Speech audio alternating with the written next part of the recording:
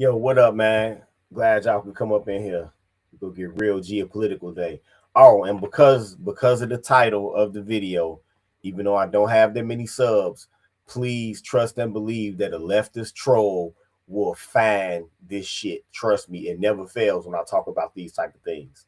You better believe that somewhere during this hour or so that we gonna be together talking about this, that a fucking leftist troll will appear. No news. What up, man? Kwame Kaji, what up? Stephen, what up? Ghost, what up? I hate that they made y'all change these screen names. Let a few more people get up in here.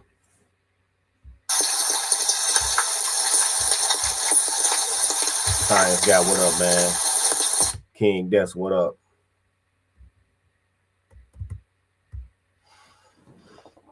Yeah, you please know that a leftist troll will make their way to this motherfucker.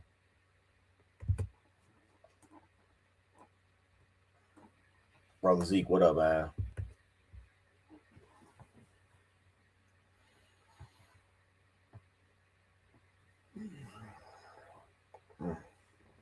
Let a few more people get in here.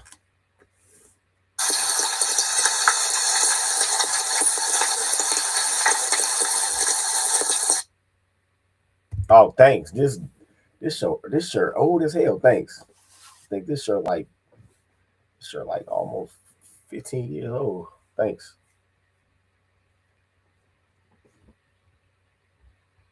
Mr. O, what up, man?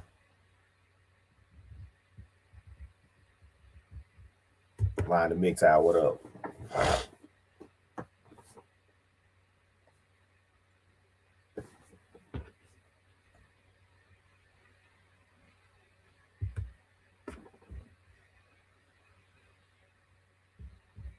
I wish this was a hoodie. This motherfucker would be raw as hell if it was a hoodie. Matter of fact, I bought this shirt. The day that I bought this shirt is because they didn't have no more hoodies. I had got this shirt with a hat. I don't know what happened to the hat. That's a long time ago. I got this at the Foot Locker they used to have on up on Sibley by Thornridge High School. It ain't. It's been gone for years now. You know the internet shopping don't destroyed a lot of these shoe stores and clothing stores. Shit, Lion, what up, man? Yeah, I wish this was a hoodie, Cam. This would be probably my favorite hoodie if it was a hoodie. Yep. And whoever, well, I forgot what company made this, but they did their thing because this an old ass shirt. I promise you, this shirt is old as hell, and it always had like this faded, like distressed color, but it still looked like the day that I bought it, straight up. And this shit ain't cracked or none either. But I always turn it inside out when I wash it and dry it though. Anyway, as y'all should do for anything with logos and shit. Don't turn it out, turn it inside out. Trust me.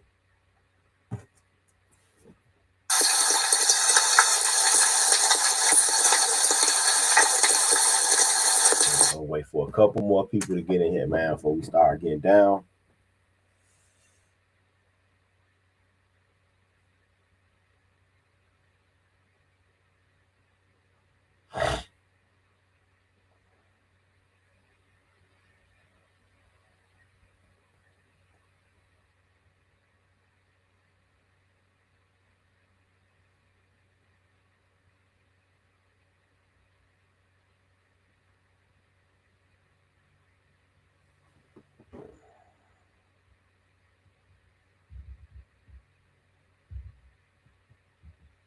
My cheese mo, what up, man? Distant Rose, what up? Diva, not quite a revolution, shit. All right, let us begin. So after a short but very, very decisive military action in Venezuela, many leftist pundits and, you know, leftist apparatchiks on social media have been saying things like, oh, the president got kidnapped. You kidnapped the president. This is illegal, right? Even leading up to the military action in Venezuela, oh, you watched it. Their militia is gonna smash you. Their militia is gonna smash you. You know, you're gonna be bogged down in another Vietnam. Really? Really? Well, shit. It's kind of looking like this is called a goddamn. They should, when we look at this later on in history, they should call this a goddamn microwave regime change, because that's what it was.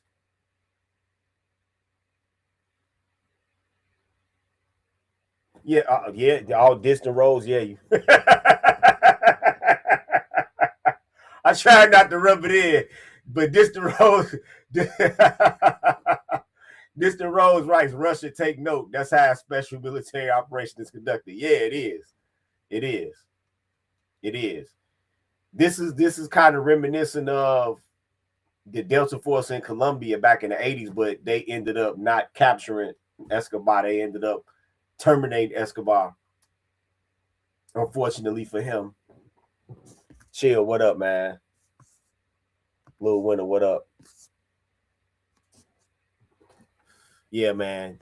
So you've had many leftists come out to criticize what was done, right? Some of their criticisms are, I guess you could say, well-founded, but only well-founded inside of a vacuum and not inside of the real geopolitical situation that we live in, right? Now, when you hear this shit that these leftists are saying, and when you see these idiotic ass protests, right? And understand this, these protests were planned. These protests were planned. These protests are a psyop. They're theater. You know what I'm saying? You funny as hell, Distant Rose.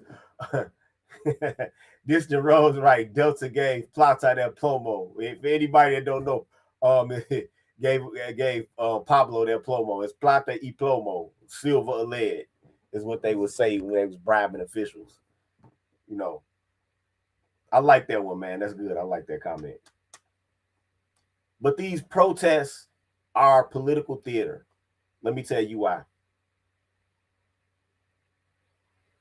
And along with the silly, all of the different conspiracy theories. Like they say, oh, well, Maduro was supposed to be on a ship. How did he get to New York in hours? How did he get to New York in hours? You know, it takes at least 2 days travel by ship.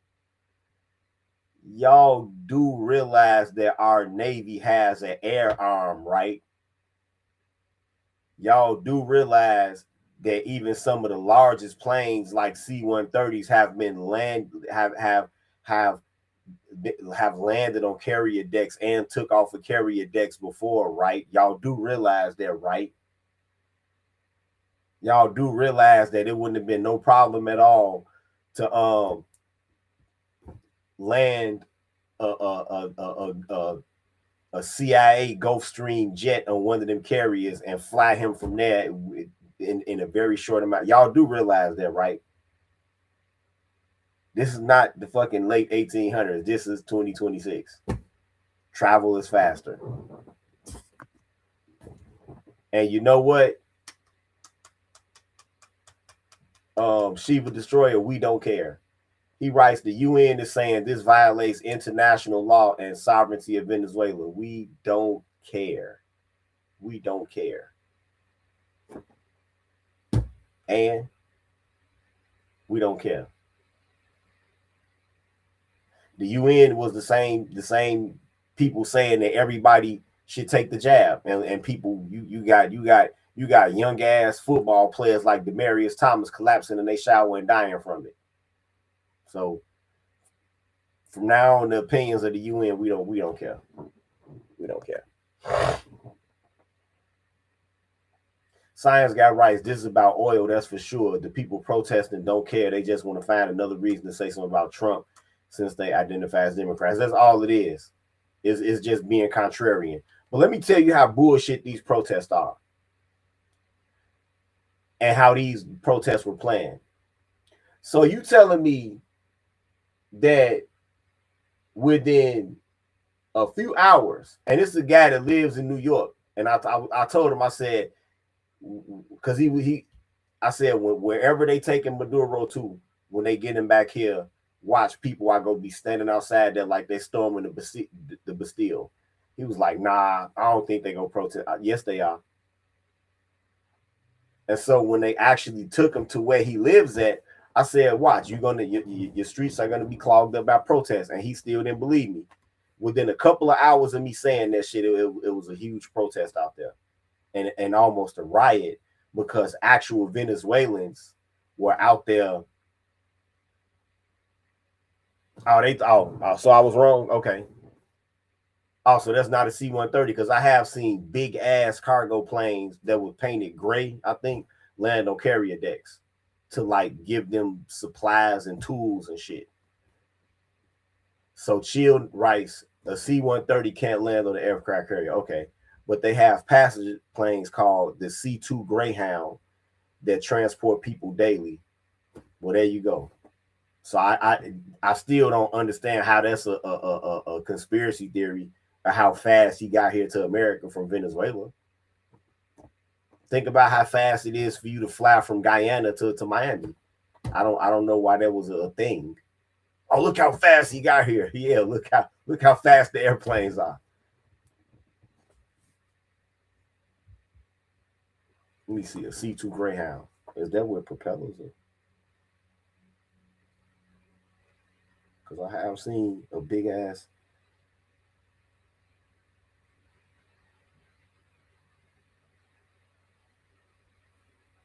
Oh, the C-2 is what I saw. Okay, yeah, damn, yeah, sure is. Okay. This is a big ass airplane, though. Not that I wanna. I don't do propellers. I wouldn't want to be on it myself, but but this is a big ass airplane. Yeah, I ever one time I did propellers one time. I took one of those regional the I took one of those before and I didn't like it. I didn't like the propeller shit at all. I didn't. It felt like, the sound your phone make when it's on a dresser and it's vibrating. That's how the plane sounded while we was flying. I ain't like that shit. I ain't like it. I like the that you hear from the jets better. I ain't like that shit. It made me nervous. Not that I'm afraid to fly, but that sound, I didn't like it. When I was flying on that fucking propeller airplane, you know what I thought of? Remember that episode of Twilight Zone with the gremlin ripping the shit out of the that?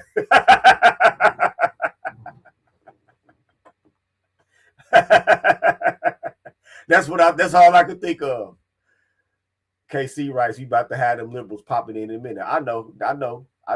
They that's cool though. Just come on in and get your history lesson, because that is the reason that we have,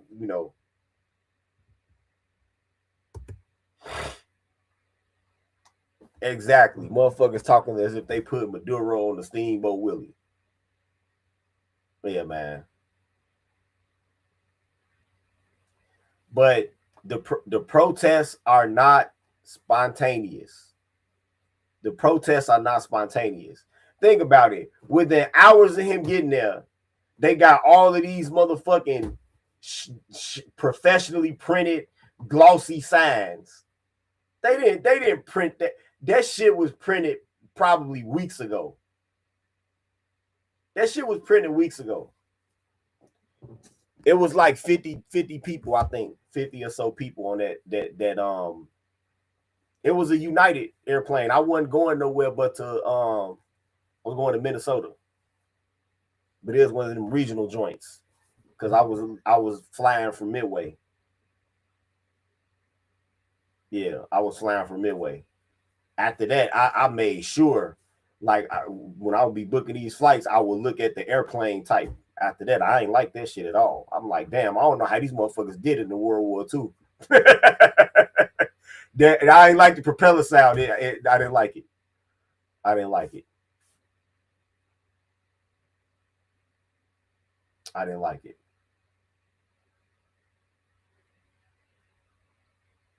Mm-mm.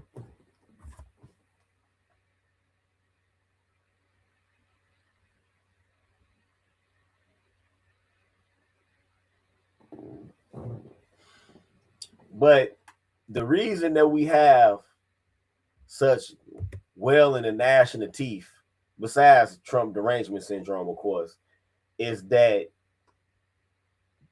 the American school system is not adequately educating people, especially when it comes to history, right? What I'm about to put on the screen, all I did is just Google this. I didn't put together any snazzy presentation, anything. I just Googled this because it wasn't even necessary to do so. But this is something that I believe that I learned about in social studies, probably in fourth grade.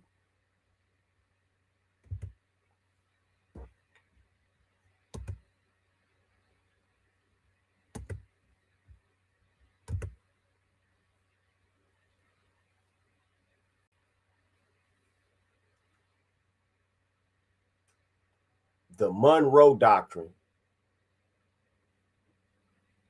right? The Monroe Doctrine, declared by President James Monroe in 1823, was a U.S. policy warning European powers against further colonization or interference in the Western Hemisphere, establishing separate spheres of influence for the Americas and Europe, and asserting that any such intrusion would be seen as a hostile act against the United States. Key principles included non-colonization of the Americas, non-intervention in European affairs, and the U.S. recognizing existing colonies but opposing new ones, fundamentally shaping U.S. foreign policy and asserting American dominance in its region.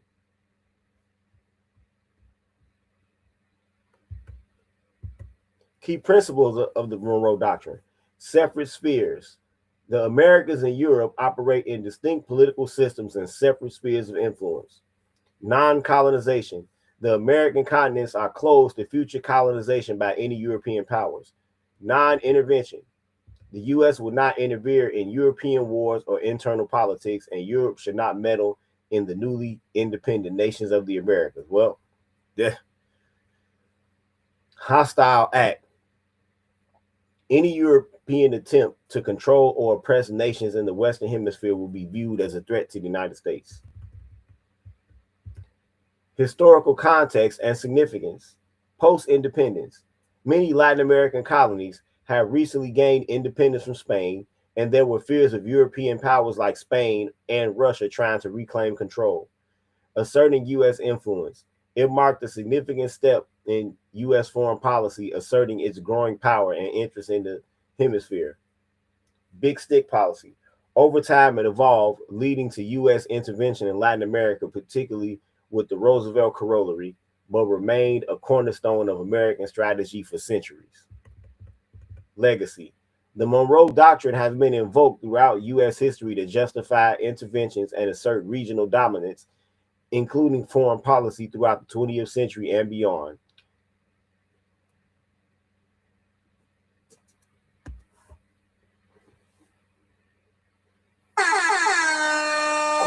Quiet storm, man. Thanks for the rumble rant.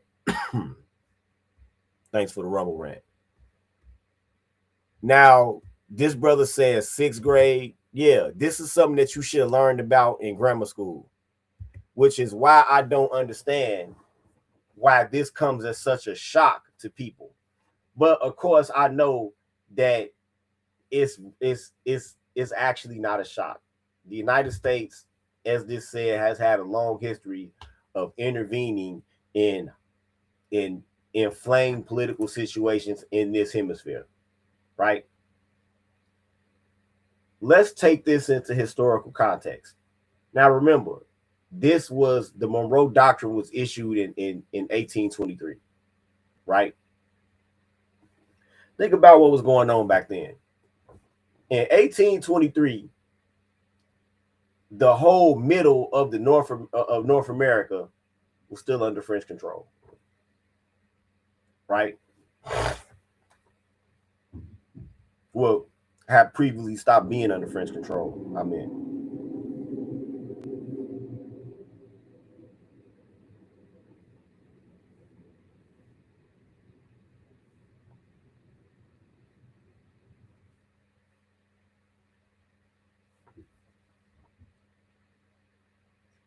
up until right before his presidency, we were ringed by foreign powers, right? Before Monroe was there, the French still had what we know as the Midwest and some of the Western states. Beyond that was Indian Territory in Mexico. And then even in the Southeast, that was parts of a little pieces of Georgia and Alabama and all of Florida were Spanish territory. And then, of course, to our north, Canada is British territory. And we were just coming off of the War of 1812, right? So it should be easy to understand. It should be easy to understand why the United States would conduct themselves with this rationale, right? It should be easy to understand that. Yeah, you're right about that, Quiet Storm. This protest for a country's dictator, but I stone quiet on the drug overdose percentages. Yeah, all of those videos of people slumped over in the front seat of their cars from fentanyl, and people not knowing if they overdosed or dead, with their kids screaming in the back seat. I'm just saying, I would think, and it's a bunch of videos out there like that.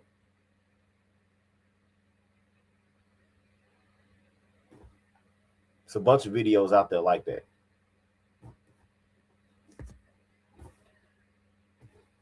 Hey, both of them look kind of dodgy, man, for travel.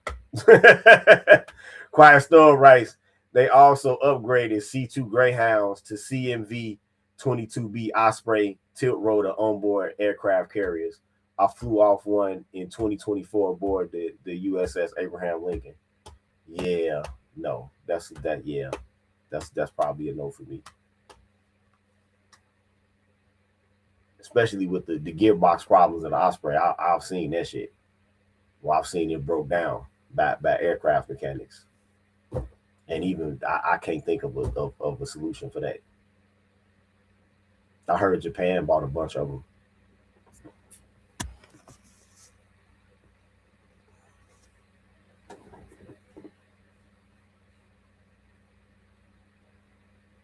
But it's not that hard to understand why the United States would conduct itself like that.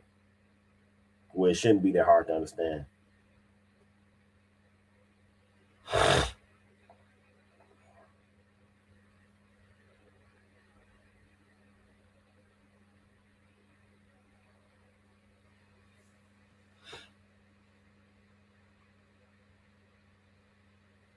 Shouldn't be that hard to understand, right? But in all of these protests and all of this this online shit and all of the breathless reports on MSN now and CNN, right?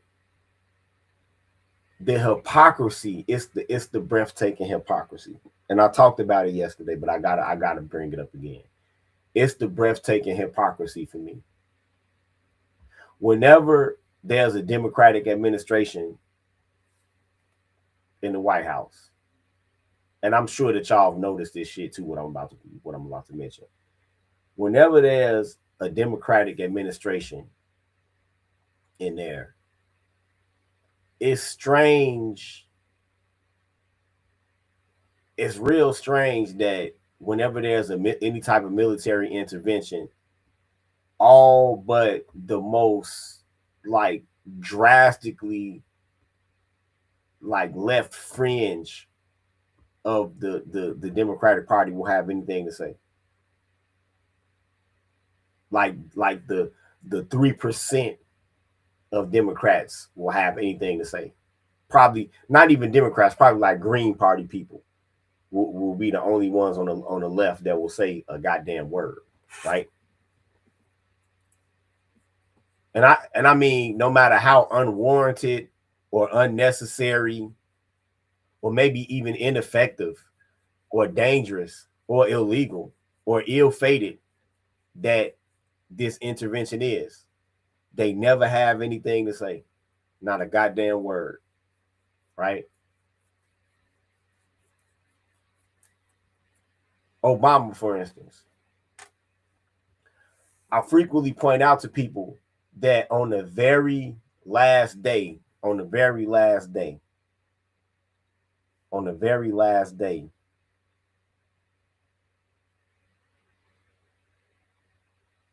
the very last day of Obama's administration, he bombed some country.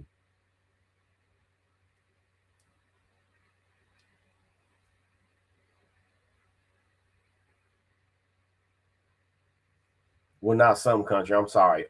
7 different countries.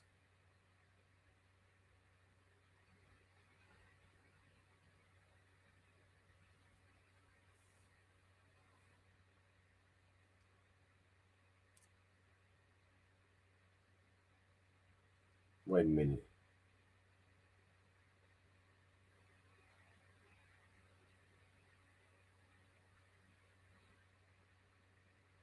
In Libya and airstrikes in Libya and drone strikes in central Yemen in his last week in office. Nobody had anything to say. And you have to like really search for that shit to even find any note of it. Right? The Democrats are perfectly fine with a Democratic administration bombing another country just because they don't let girls go to school. Or even sending American soldiers there just because of like allegations of human rights abuses. They comfortable with it. They're perfectly comfortable with it, right? They are comfortable with collateral damage to civilians, right? They're even comfortable with what I see as the unthinkable. And I'm gonna point this out again. When Anwar al-Zawahiri, right? Now, the Bush administration did a lot of investigation because they actually wanted to try to capture him because that was really the only reasonable and legal thing to do, right? That was he was an American citizen who was born in New Jersey, and basically what he was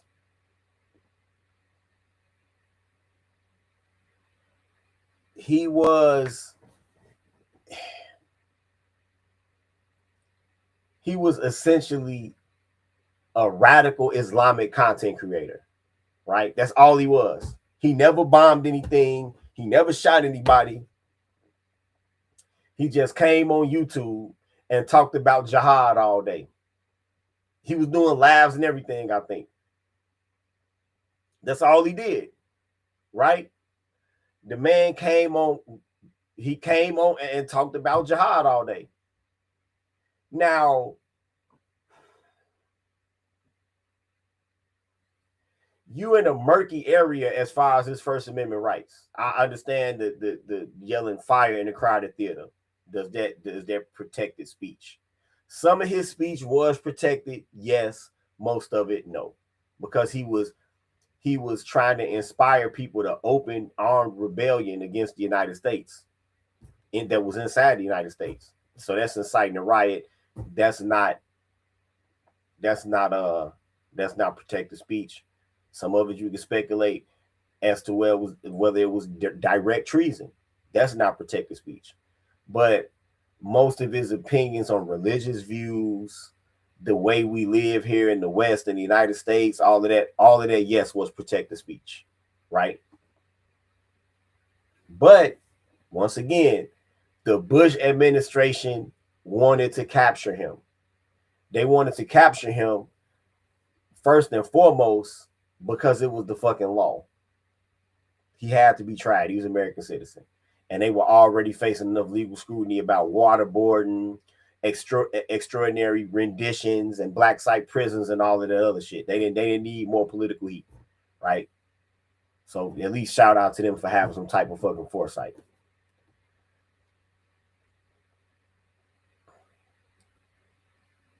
They also wanted to capture him as a propaganda blow to any Islamists to say, hey, we can find you wherever you are, right? It would have been psychologically destructive to a lot of Islamists, radical Islamists, right? So as we transitioned into the Obama administration, I don't know who made the call or who I would love to know who even, like, who in the fuck even came to Obama and said, here, we found Al-Zawahiri. We've already put together some drone strikes. Who the fuck, who did that? And the reason I place so much emphasis on that question is because you talking about people who are sworn to defend the Constitution, and you're presenting something to a U.S. president that violates the front half of the Constitution that you swore to. First Amendment, Fourth Amendment, Fifth Amendment, Sixth Amendment, Eighth Amendment, 14th Amendment violations. It was a First Amendment violation because, in essence, you're punishing this man for his speech. Remember, not everything that he said was protected by the First Amendment, but some of it was. Some of it was. Some of what he was saying, no matter how much I disagree, you disagree, was protected speech under the First Amendment. It was. It was. It was a Fourth Amendment violation because it was the extreme application of a general warrant. Now, when you look at the history of our Constitution, I always tell people that the amendments of our Constitution are arrayed and arranged in order of the grievances that the colonists had against the British Crown. And so the Fourth Amendment,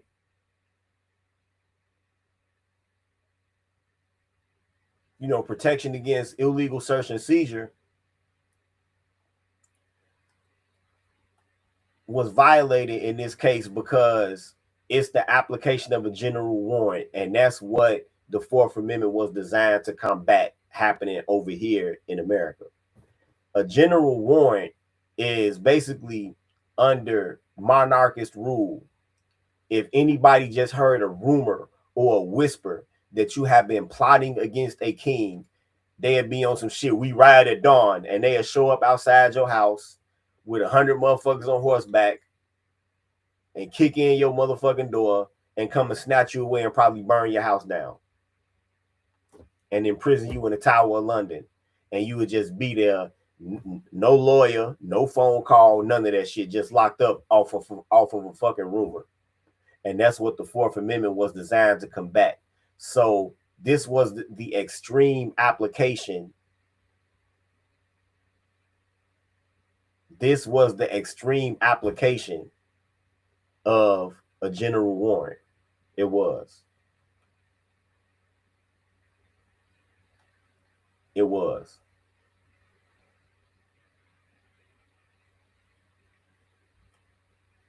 Well, not a fifth. I don't know why I include the Fifth Amendment. So we just the Sixth Amendment. There was no due process here.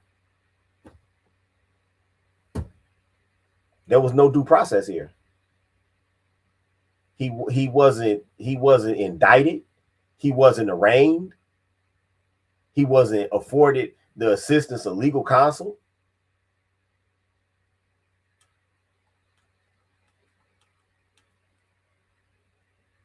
None of that shit. The Eighth Amendment. I would think that a drone strike counts as cruel and unusual punishment, because even if he would have been brought here and subjected to the death penalty, he would have got lethal injection. He wouldn't have got blown to motherfucking dust.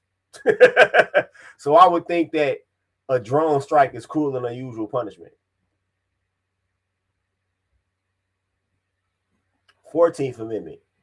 He was not afforded equal protection under the law just because he's deemed to be in a class of people that's hostile to the United States. This was not equal protection under the law.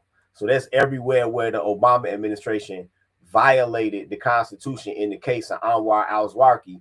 And then after they did such gross and flagrant violations of our Constitution, they followed it up with another drone strike on his 14-year-old son, killing of children, the killing of children.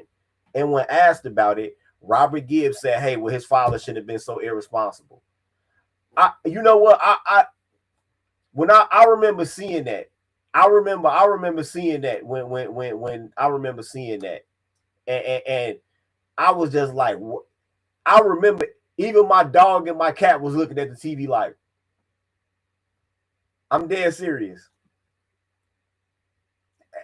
It's fucking nuts. But Democratic constituents and pundits have no problem with military action when a Democratic president is in the White House. None. Right? But then when a Republican administration is in the White House, all of a sudden, everybody is fucking Noam Chomsky. All of a sudden, everybody is the motherfucking Chicago 7 running around putting bombs in mailboxes. All of a sudden. It's crazy how that works. It's crazy, like I say, the fucking breathtaking hypocrisy that some people like to conduct themselves with, or a lot of people like to conduct themselves with when it comes to things like this. Right?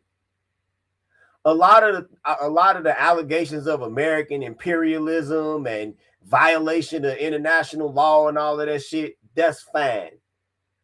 That's fine to debate in any political science class. That's fine in an academic environment. But out here in the real world, no, it's bullshit. It's bullshit. For anybody that's watching right now, I hope you realize that for years now, Venezuela has been but a colony of Cuba, right?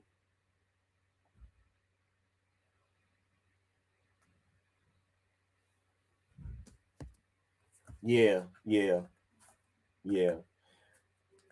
KC writes, there's no complaints about anything. Eggs can be $20. All they go say is, well, Trump messed up. That's why eggs are $20. Yeah. I remember that when he first got to office, what's the price of eggs? And the price of eggs has been steadily fucking declining ever since. And by the way, with this shit in Venezuela, watch how cheap gas go get. Watch how cheap gas go get. I predict that gas will be somewhere around between 129 and 175 by the time we hit the summer travel season. Watch. Nope. Right about that, no news. Democrats didn't care when those kids came up missing during the floods in Texas. Nope.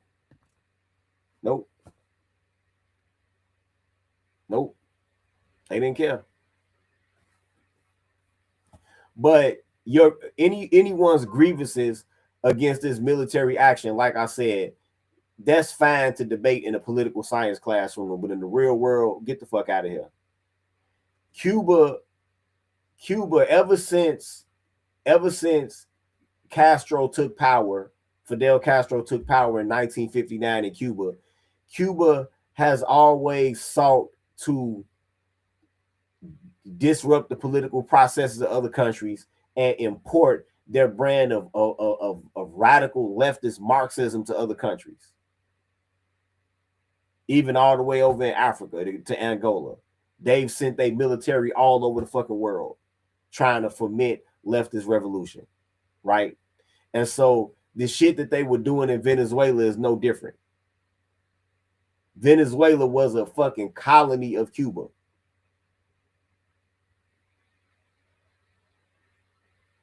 All of those people that were operating all of them SAM systems and shit in Venezuela were Cuban advisors. Maduro's security detail, Cuban advisors. Right? This is a country that's openly hostile to the United States. This is a country that still spends a great deal of what money they got left and influence trying to embed spies within the military and the government, right? Even though the United States is not fucking with them like that, they don't like, oh, okay, you Cuba, whatever. But they still have a very hostile posture towards us, right?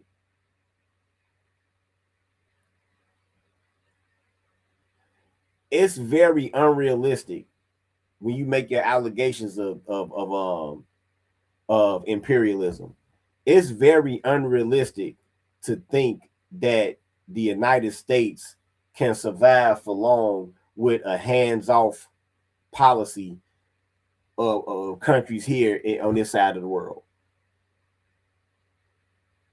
So, for any wannabe Noam Chomsky that rejects American imperialism, you tell me how comfortable you would be if, let's just say, in the 80s, the United States had never intervened in Guatemala. Were there atrocities in Guatemala under Carlos Rios Montt? Sure. Yeah, they were. They were. I think that he could have did that differently, but it would have any type of counterinsurgency action in the highlands in Guatemala would have been a little bit more difficult because of the technology back then as compared to the technology today, right?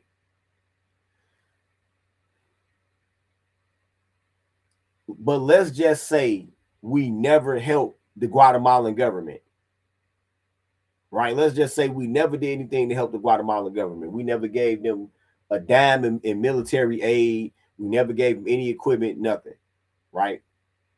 Let's just say that let us imagine if the communists had won in the early 80s in Guatemala.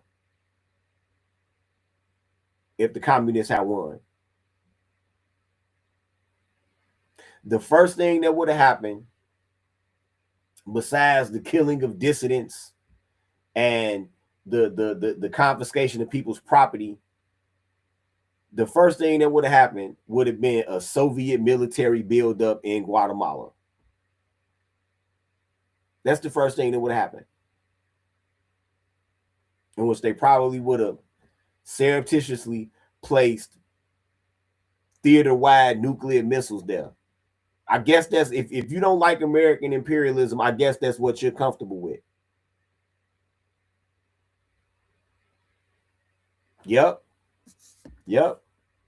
Right about that, Distant Rose. Distant Rose writes, Cuba ain't no joke. Their intelligence apparatus is so good that anybody who wants to know U.S. secrets goes to them. Yep.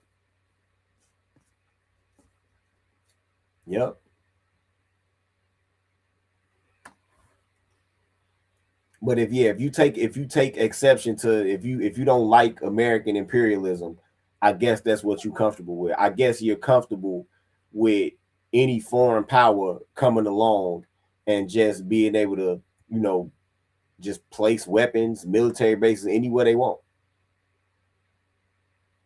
Right? Well, how about Mexico? How about if America were to become, if the United States government were to become so timid that they would allow just anything goes. These countries, all these countries in the Western Hemisphere, you do whatever you want, right? Imagine China approaching imagine China approaching the government of Mexico and buying a large piece of land in Veracruz. Imagine that. Imagine that. Veracruz is on the east coast of Mexico. Imagine China buying a bunch of land, a bunch of coastal property up in Veracruz, and then building a huge military base on it, a huge naval base, and then bringing a fleet of ships there. Imagine that. Imagine China with a Caribbean fleet. Now we got the Pacific fleet, the Mediterranean fleet. Imagine China with a Caribbean fleet. Imagine that. And then imagine us complaining about them building a naval base in the UN, and then the Chinese saying, hey, we want to protect freedom of navigation for Chinese ships. When we all know what it's really about. It's about deterrence. It's so when we heighten our posture in the Pacific, especially around Taiwan, China could heighten their posture around Cuba. But imagine that. So anybody that criticizes American imperialism, that's a world that you're comfortable living in which China has a nuclear armed Caribbean fleet.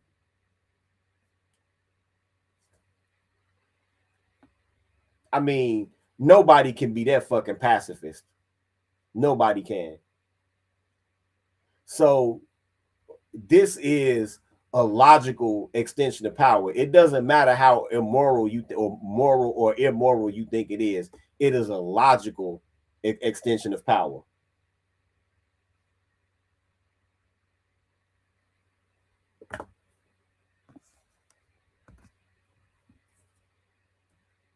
No News writes, if they don't like what we're doing, they can go live somewhere else. They'll be begging to come back, I promise. Yeah, they sure will.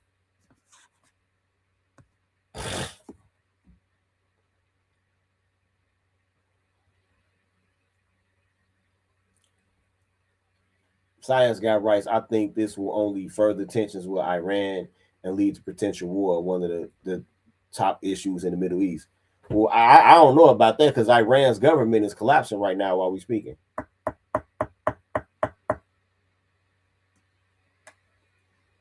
Iran's government is collapsing. Now, whether or not this was fomented by the Mossad and the United States, I don't know. But Iran's government is collapsing right now. And you know why? You want to know why Iran's government is collapsing? Iran's government is collapsing because they neglected the principal fucking concept of government, and that's pay attention to the well-being of your constituents.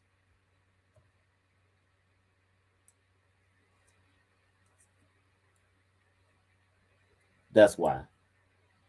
It doesn't make sense that you as a nation are floating on top of a raft of oil and you have your citizens are not living well because you're investing trillions of dollars into terrorism.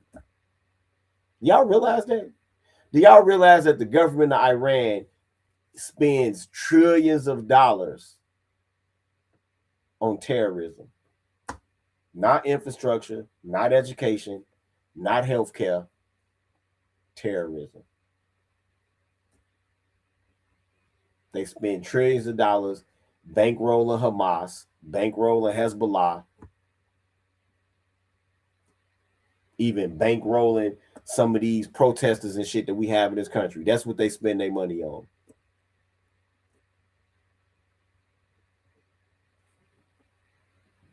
That's what they spend their money on. Exactly, no news.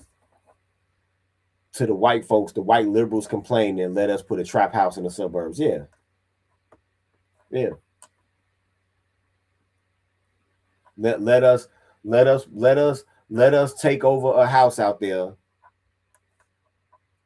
and have a bunch of dreadheads out there in Nike Techs with their hands in their pants.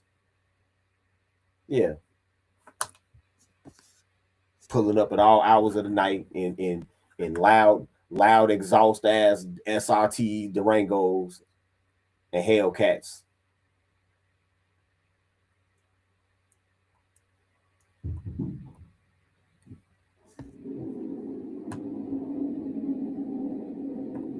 Quiet Storm writes, regardless of how Iran feels about this, the U.S. influence with Oman, the Emirates, and Saudi Arabia is the key to the region, especially now that Israel and Palestine did a ceasefire. Yeah.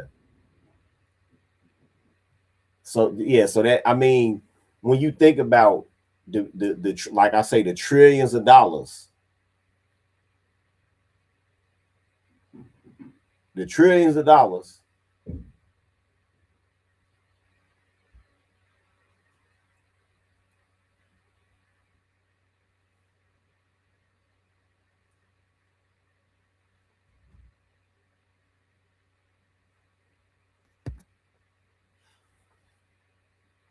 Distant Rose writes, to be fair, when Iran tried to do just that for its people, the US and UK overthrew him and replaced him with the Shah. Oh, you going back to the goddamn Eisenhower administration now. Wait, let me look up who you're talking about. I can't remember his name, but I mean, if he was a leftist, he you know, I'm not justifying it, but you got to read the room sometimes.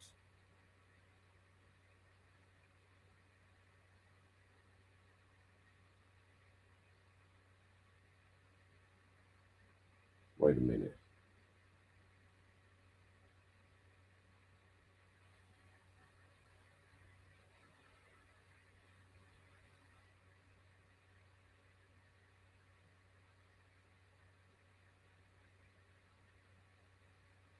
Let's see. Who was in government before the Shah? Who was the Iran head of state before the Shah?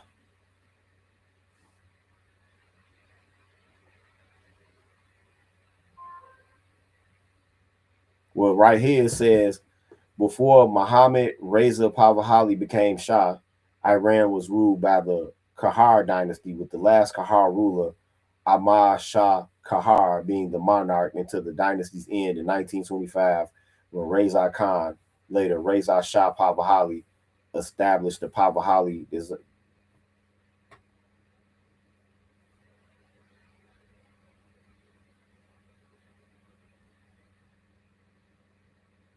Hmm.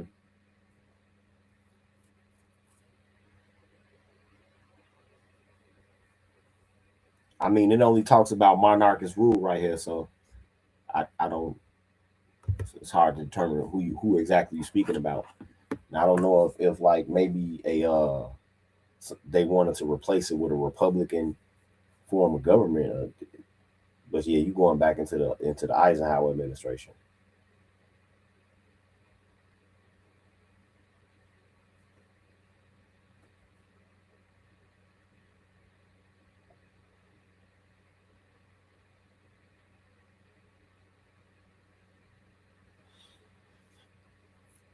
Yeah, you going back into the Eisenhower administration, bro.